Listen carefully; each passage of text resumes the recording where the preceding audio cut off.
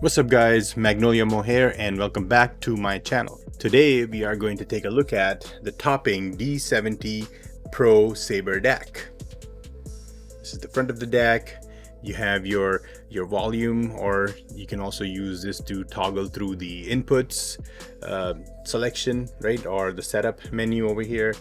And on the back side you got your balanced XLR outputs, your RCA output, and then for inputs you have your digital coax, your optical, you got your USB input, which is what I used all my listening for. You got your Bluetooth antenna connection, your AES input, your trigger in and out, and then your three-prong power supply input right here, and then your on and off button. So what I love about this DAC and the other topping DACs is the display, right? You have your spectrum analyzer, right? You hit the mode button and you get the VU meter, which I absolutely love, right? It's just a beautiful look to get that VU meter. You can use the volume button right here to toggle your inputs. So optical, coax, AES, Bluetooth, USB is what I used. And then just clicking on the menu, you can then go through the various settings in the menu, including your PCM filter, and I use the slow roll-off filter F4 like I always do. And finally, the last thing is the remote. Before we get into the technical specifications, I do want to let you guys know about the Apos X Community Gremlin tube amp for $120. This is a Class A fully balanced tube amp, which is a little monster with a ferocious bite. With 1250 milliwatts of output power, it has the muscle to drive most headphones that cross its path. For just $120, you're getting a Class A fully balanced tube amp with matched tubes. You can add the Ray Tubes 12AU7 Select match pair and the price goes up to $270. So you are getting a discount on it, and if you're interested, I'm going to leave an affiliate link in the description of this video. All right, so now let's talk about the topping D70 Pro SABRE DAC digital to analog converter. The original price of this was $699, and you are actually now getting it for $594.15. It is available in black and in silver. The topping D70 Pro SABRE DAC features the fully redesigned flagship 32-bit ES9039S Pro DAC chip. It's got the Aurora UI, the full color screen, and 3 touch buttons of the Aurora UI make using the D70 Pro SABRE a breeze, allowing you to switch between playback information, FFT, and VU displays according to your preference. Bluetooth 5.1 transmission, plug-and-play compatibility with multiple operating systems, Windows 10, 11, Mac, Linux, and iOS, Android. Just simply connect. For my purposes, I did have to download the ASIO USB DAC drivers. And then it's got the versatile output modes. You can switch between RCA single-ended output, XLR balanced output, or use both outputs simultaneously with D70 Pro SABRE. Integrated preamp design. In addition to its fixed output level DAC mode, the D70 Pro SABRE also features a preamp mode, allowing you to adjust the volume and output directly to your power amplifier or active speakers. It's a good value add to have. And then independent volume memory per input, or output I should say, for the single-ended, balanced, and all modes. Basically what that means is when you switch, it will remember where you were previously and then go back to that volume level. Timbre fine-tuning. You can easily switch between the default mode, the valve mode, and the transistor mode for personalized timbre fine-tuning to match your preferences. I did all my listening using the transistor mode. Got the 12-volt triggers, as I had mentioned earlier. And then just going over some of the highlights. We talked about the Bluetooth, talked about the display, adjustable outputs, and that is basically it From a sound standpoint, this is arguably the best sounding DAC under $1,000, right? It has typical ESS Sabre sound signature, right? It is a great resolving DAC. It's a very revealing DAC, right? So if your music has some static in it, or even in some of the recordings that I listen to, the recording is live, there are other sounds that you can actually hear them a little bit more vivid on this DAC than on any of the other DACs that I've listened to, right? So from a sound standpoint, this is definitely not on the warmer side, right? So if I was to compare this to the pre-box S2 that I have in my system, and then the Toppings D70 Pro Octo, both of those DACs had more of an analog sound, a warmer sound to a certain extent, right? The pre-box S2 being the most neutral, the D70 Pro Octo had a little bit more going on in the highs, so it was not as warm as the pre-box S2, right, for instance. And then this one right here is just has more clarity. Now it all depends on the type of music you listen to and what you're going to pair it with, right?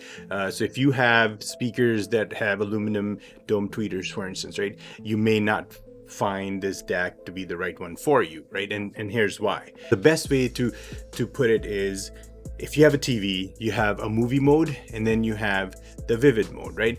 The movie mode being the more warmer mode, and then the vivid mode just, you know, has more sharper edges. You know, the yellows are more yellow than normal, the reds are blown up a little bit, right? So in terms of music, right, don't think of vivid being bad. It's just vivid just means that all the instruments, right, for instance, you know, the cymbals or the hi-hat or even the piano, right, it just sounds more vivid, more you know, has more presence to it. And then when it comes to a warmer sounding DAC, you know, it sounds more like analog, right? It sounds more laid back, right? So that's really the difference between this one and any of the other DACs that I've listened to so far. But this one actually, the Pro Sabre DAC from Toppings, to me, has one of the best resolutions, right? Meaning it resolves all the detail in a track, right? And when I was listening to the Soundstage mapping, for instance, on the Stereophile Test CD3, the difference between the Topping D70 Pro Sabre and then the pre-box S2 was, pre-box S2, you know, essentially did map the Soundstage, right? But the Topping D70 Pro Sabre mapped the soundstage with more vigor, right? Meaning you can hear the cowbells, you know, more vividly going around the soundstage than the pre-box S2. 3-spaced omnidirectional microphones. When standing at far stage left. I'm at the piano. I'm at center stage. I'm at the other end of the piano. On Frederic Chopin's Waltz in C sharp, the piano, which is supposed to be center right, is more forward on the Topping D70 Pro Sabre than it is on the pre-box S2 or how it was on the Topping D70 Pro Octo, right? And that's really the difference between these DACs, is because the D70 Pro Sabre is greater resolving, but at the same time slightly forward in the mid-range and the highs, right? You hear the piano more closer to you when it should really be with the plane of the speakers. On Sarah K's History Repeats Itself, the muted horn again, you know, needs to be within the plane of the speakers, and again it was more forward, right?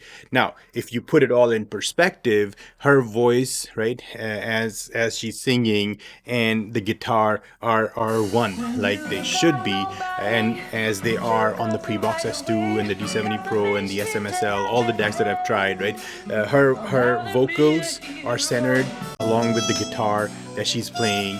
The muted horn is more vivid on the Pro SABRE DAC than it is on the other DACs. On the flip side, Exodus by Bob Marley, right? That's one of my favorite songs. I listen to it, and the energy in the song, right, is uncanny, right? I mean, it just brings out a different kind of energy when you're listening to it. And the topping D70 Pro SABRE actually was more energetic, right, in that track, whereas the Pre-Box S2 is more laid back. You don't feel the energy, you know, with the vocals and with the music that's going on, right, in that particular track. So I think the bottom line here is this: it all depends on how you're going to integrate this DAC, right? What type of speakers you have, what amplification you're using. On the Macintosh 8207 and the B&W CT7.4s, they have a soft dome tweeter, and the Macintosh is a great amplifier, right? I didn't hear as much of a difference between the three DACs, other than the usual, right, where the Pre-Box S2 is laid back, you know, it's more neutral sounding. The D70 Pro Octo had a little bit more on the highs, but still, you know, warmer sound. And then the D70 Pro SABRE, to me, didn't really sound too different than the Pro Octo. Probably has to do with those speakers and the amplifier and the Marantz, which is purely acting as a preamp in that particular case. It's just passing the signal through. Now with this setup over here, with the Martin Logan's motion tweeter, you know, which I love. It's very gentle. It's not too, it doesn't beam, right? It's like some of the other aluminum dome tweeter speakers do, right? And it has very good resolution as well. So on the Martin Logan Montages and the Pioneer Elite VSX52 that I have, the same tracks, right, had more energy. I think that has to do with the Pioneer more than anything else. But at the end of the day, the differences were clearer to me between the three DACs in this setup behind me. To sum it all up, the topping D70 Pro SABRE DAC is one of the best resolving DACs that I've heard under $1,000. From a resolution standpoint, of the various DACs that I've tested thus far, this has the best resolution. This also has one of the best signal to noise and distortion ratios measured, right, on Audio Science Review. So according to Audio Science Review, this is in their top 5, right? It's the 4th best DAC behind SMSL SU10, topping DX7 Pro Plus, SMSL M500, MK3, and then it's the topping D70 Pro SABRE with the 123.4 signal to noise and distortion ratio. From a measurement standpoint, it measures really well, and that's a tribute to the flagship 32-bit ESS 9039S Pro DAC chip that's in this topping D70 Pro SABRE DAC, right? So that chip right there, I believe, is responsible, and then obviously the integration too, but it's the signature ESS Sabre sound that you're gonna get from this particular DAC. If you guys are interested in purchasing this particular DAC, I'm going to leave my affiliate link in the description below. You can purchase it directly from clicking on that particular link. In return, I make some commission on it, which in return helps this channel. Alright guys, so I hope you guys like this review. As usual, please don't forget to like, subscribe, and share this video, and leave me some feedback, some comments. If you own this DAC, what are your thoughts? Do you agree, disagree? Do you know of any other DAC that's better than this in this price point? We can have that discussion. I will get back to you and to your comments, you know, as soon as I can. All right. So until then, I will see you guys in the next one.